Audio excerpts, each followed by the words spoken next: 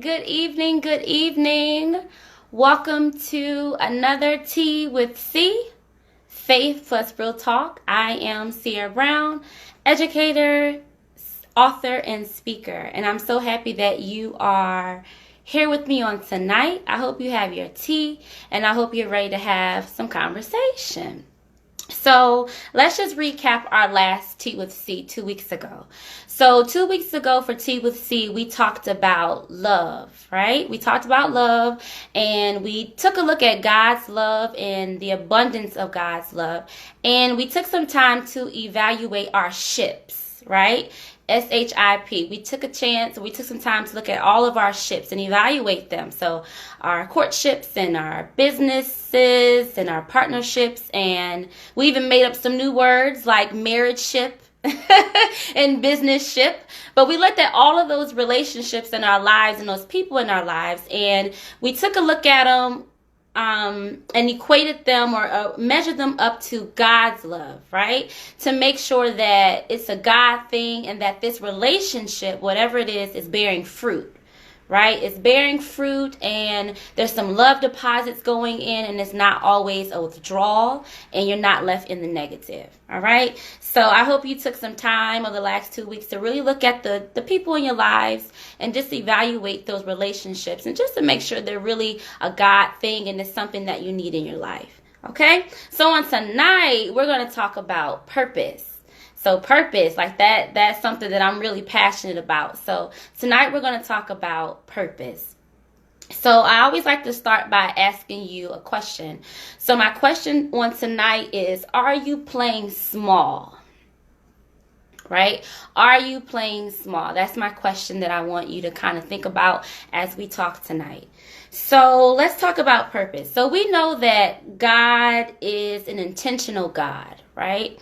I love that about him. I love that about God. I love that he is intentional in all his ways. He's not like a chess player. Have you ever watched someone playing chess and someone makes a move and they're kind of sitting there calculating it like, maybe I should put my pawn here, or no, maybe I should put the queen here, or maybe I should use my king.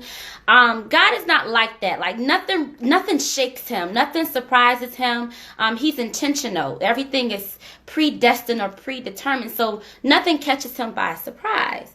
So in knowing that God is an intentional God, even before we were conceived, God had a plan for us, right? His word tells us that he has a plan for our life. So he already has a plan for our life. And when he formed us, he placed purpose inside of us. There was a reason for us to be here. He placed purpose inside of us, something that we needed to achieve while we were here on this earth. So I want you to think about just everyday life. So I'm going to use weather. Down in the DMV, we have a little wintry weather coming, a little bit of rain, sleet, snow. So I'm going to use precipitation or the weather for a second to talk about purpose. So even rain, right? Even rain or snow or whatever it is, it has purpose, right? It has purpose.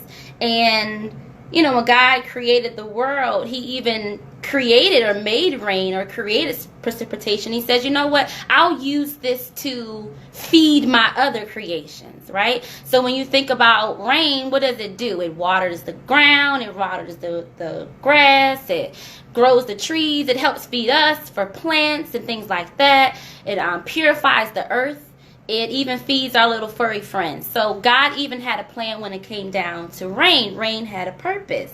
So just like even something as, abstract as rain, if you will, we have a purpose as well. There is a reason why we're here. And just like rain is important, we are important too. So tonight, I want to encourage you to identify your purpose if you haven't already. If you haven't already, I want you to identify your purpose, because that is very important. So I know we all have a grand purpose, which is, of course, bring God glory, to serve him, and things of that nature. But there is even a fine-tuned personal purpose that you have that God has given you. And a lot of times we make finding our purpose like this big scary, hard thing. And really it's not, because your purpose is oftentimes connected to what you are passionate about, right? So when you think about those things that you're passionate about, those things that kind of get your goat, those things where you see and you're like, oh no, I need to fix that, or oh no, that's not right. A lot of times that is a clue for you that is, that's your purpose. That's why God put you here, to kind of fix that, or to better that, or to change that. So on tonight, I want you to encourage you to definitely find your purpose. So for me, I discovered my purpose about 3 years ago. It was 2015. It was the beginning of 2015. So right around this time 3 years ago. And when I discovered my purpose, it made sense. Like, it made sense of how my life had been up to that point. It made sense as far as my experiences, and then better yet, things that I hadn't experienced yet, and how my life was kind of playing out. It made sense. Like, I was like, oh wow, okay, I really am different on purpose because of my purpose, right? So things started to make sense. So your purpose is, like I said, often tied to your passion. So when you find it, you're gonna be like, oh yeah, that's right, I knew that. Like, I knew that all along. I just didn't know that I knew it all along. So I encourage you to, be in prayer and reflect and things of that nature, and definitely identify your purpose. And your purpose can be anything. I have a young lady that the Lord has blessed me with in my life, and her purpose, believe it or not, is the purpose of help. Like, that is her purpose. It brings her great joy to just be there and help someone else, to help them fulfill the vision that, God has placed in them. It brings her great joy. What can I do? What do you need? I got that. I'll do it for you. Like, that is her thing. That is what God, placed in her to do. And how important is that?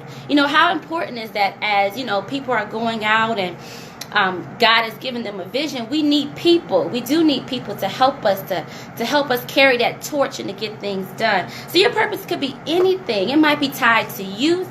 It might be tied to women. It might be tied to music. It might be tied to acting. Like, it's not limited. God is a big God, right? He's a big God, and He created a big world. So there are many needs.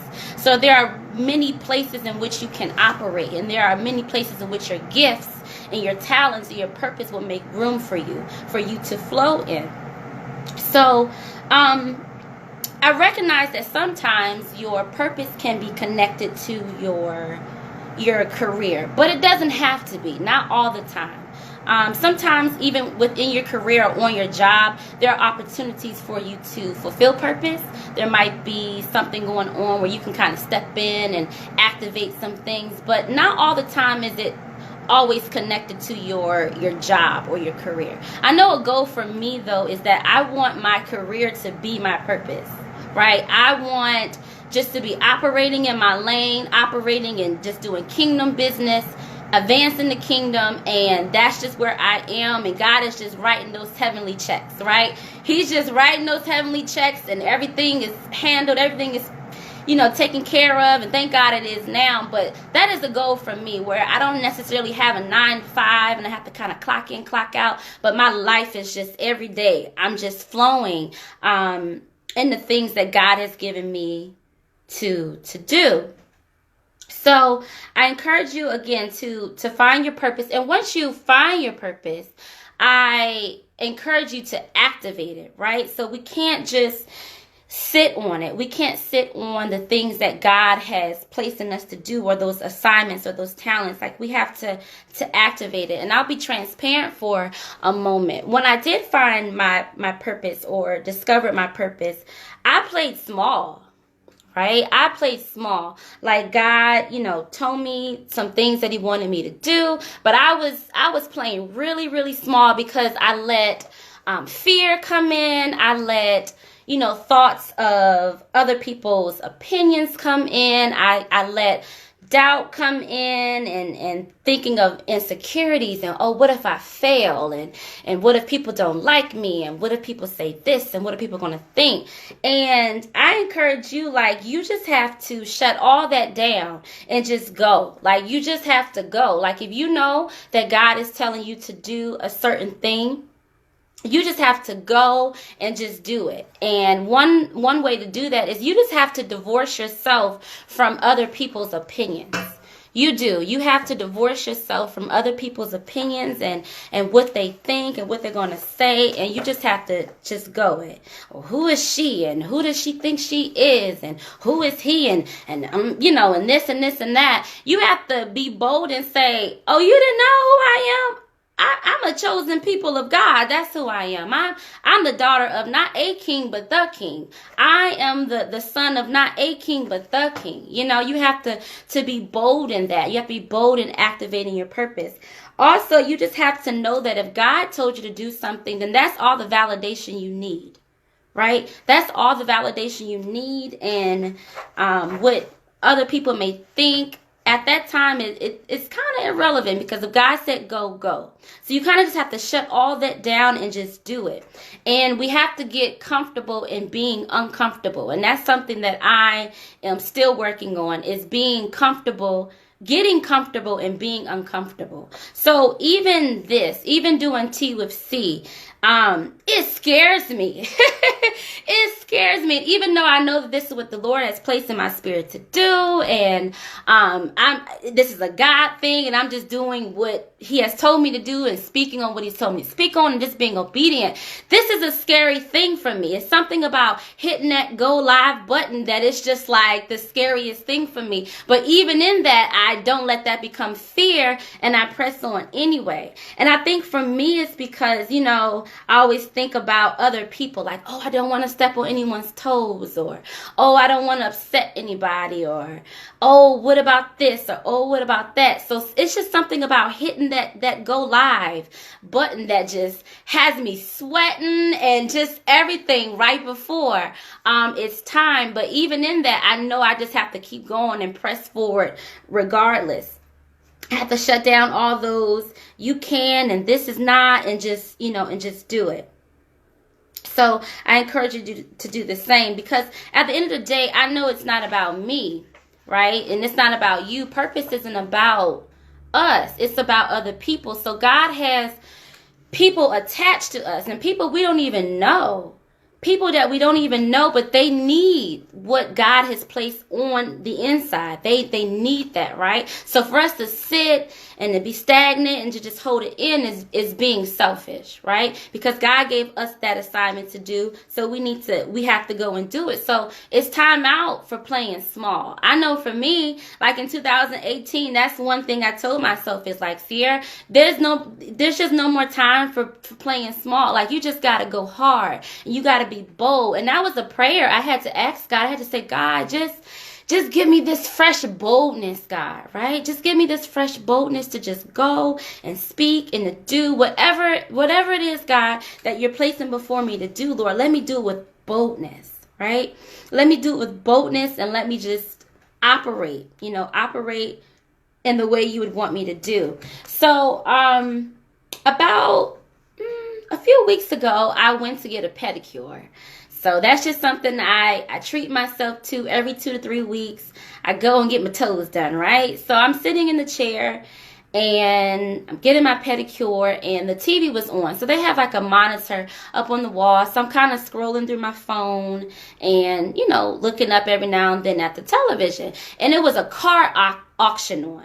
It was a car auction on. I had never seen one before, so it did catch my interest. So I'm kind of looking and, trying to see what's going on the screen. So they were in this big arena, all these people, like it was packed. They were in this big arena, and there were cars lined up. So they would like push the cars on, and then people would bid on the car that they wanted to purchase. And of course they were nice rides, and they were going for some very high prices, $225,000 and $500,000 and $400,000. That's what these cars were being auctioned off for. So I'm like, wow. And what really caught my interest or kind of made my ears tune in a little bit more is I noticed that the cars that had the original engine were worth the most money. So, of course, they all had, new bumpers or new hubcaps or new windshields and things like that. But I noticed that the cars that had the original engine were the ones that were going for the most money. I kid you not, one car that had the original engine sold for $2.5 million, right? $2.5 million for a car. But it had the original engine, and that's just what it was valued at. So we're kind of like those cars, those nice cars that were being auctioned off. We're like those cars. We're valuable, right? We're valuable. We're priceless. We have purpose on the inside. We have that original engine, right? Just like those cars have their original engines. We have an original engine, that purpose that when God created us, he put inside of us to fulfill and to do. So it doesn't even matter, who else it appears to have the same purpose as you or is doing the same thing that you're trying to do or you're doing, and they're in the same, or you feel like they're kind of in the same lane. At the end of the day, it doesn't matter because you carry something different. Oh, amen. You carry something different that nobody else carries, right? Just like those cars, they had an original engine. Yeah, it was new hubcaps and new bumpers and new fenders and new doors, but the engine was the original, right? So that's what made it so priceless. Nothing else could top that. Nothing could replace that because it was the original thing. So we're just like those cars. Right? We're just like those cars. Our engine, or that purpose that God has placed in us, he gave to us and only us. Right? So we have to own that. So we can't get into comparison. We can't get into comparison or, oh, but she's doing it like this, or, but he's got this and he's got new hubcaps and I don't have new hubcaps, so I can't do it. It doesn't matter. It doesn't matter. God gave you an assignment. He gave you purpose. And regardless, we have to go out and fulfill it. We have to activate it, right? There's somebody who needs us. There's somebody who needs what God placed on us. So we can't keep it in. We can't keep it in. We have to let that thing go and let it out. And when you think about those millionaires who were buying those $2.5 million cars, right? And $3 million cars. Like when they buy those cars, they're not buying them to just put in the garage and sit. They're not. They're buying those cars, and what are they going to do? They're going to ride those things down the highways and the byways. They're going to ride that thing. They're going to ride it. So it's the same thing with our purpose. We can't just activate it and have it. Like those millionaires can't just say, ooh, I have this $3 million car. No, they're going to go out and ride it. So we can't just say, oh, I know what my purpose is. It's this, but we don't do anything. We don't do anything with it. We would just let it sit in the garage and park. No, we got to put that thing in drive. We've got to activate our purpose and go forth. There is a center. There is a center that needs to be open, and someone is waiting on you to open it. Or there's a business. There's an idea that God has given you. There's a business that could meet the need of so many people, but we're waiting on you to open it, to activate that faith, activate your purpose, and to do it. There's a need that God has placed something on the inside of you that can meet it. But again, we're waiting on you to go. You got to go forth. You got to get out of park. There's a play that needs to be written. There's a play that needs to be written, and through that play, so many chains will be broken. So many people will be set free. There's a song that needs to be produced or sung or written, but somebody's waiting on you to do it, right? There's an assignment or assignments that all of us have, and that's your purpose. What is your purpose? What is it that God has placed in you to do? What is that thing? What is it that God has people lined up just waiting for you to go, waiting for you to activate it, waiting for you to do those things that he has placed in you to do? So it's time out for playing small. We have to kick fear to the side. We can't let the enemy's voice even penetrate Amen. Our thoughts, those thoughts of you can't do it. You're not qualified. Who are you? They're not going to listen. You're not going to succeed. You know you're going to fail. What happens if you fail? No, you might as well just stop. Don't even do it now. So we have to shut all of that down. We have to shut all of that down. Sometimes it's even laziness. We have to shut that off. Sometimes it's comparison. Comparison can mess us up when we compare ourselves to somebody else and we look at where they are or where we think they are. Because we don't know the ins and outs. We don't know how things really are, but we compare ourselves to where we think someone is or what we think someone is doing. Comparison can really mess you up and keep you stagnant, right? And keep you from doing those things that you need to do and fulfilling purpose because we're worried about other people. So on tonight, I just really hope that you join in with me and just don't play small anymore and divorce yourself from people's opinions and let go of those insecurities and those thoughts of what if and what if and what if and just go. Activate your purpose. That engine, going back to those $1 million cars that were auctioned off, your engine or that original purpose that God has placed in you, only you have that, right? Only you have that. So if you don't do it, who's going to do it? If not you, then who? Right? So I encourage you on tonight to no longer play small if you are. I know I did for a long time. And even now I have to check myself. Like, get your hind parts and go get it done. Just do it, right? Just get it done. So definitely tonight I hope that you were encouraged to identify your purpose if you don't already know what that thing is. And if you already know what it is, I encourage you to activate it and to go, right? To go. Just do it. To just do it. Shut it all down. Shut it all down and just go. Like I said earlier, if God said do it, right? What else do we need? Right? If God be for us, who can be against us? Right? If God said do it, do it. Doesn't matter what other people are doing or you think someone is doing it better. They can't do it better than the way God put it in you to do. Right? He gave that thing to you. Own that purpose and go forth. Go forth. Put that car and drive and go. Amen. Thank you so much for tuning in on tonight.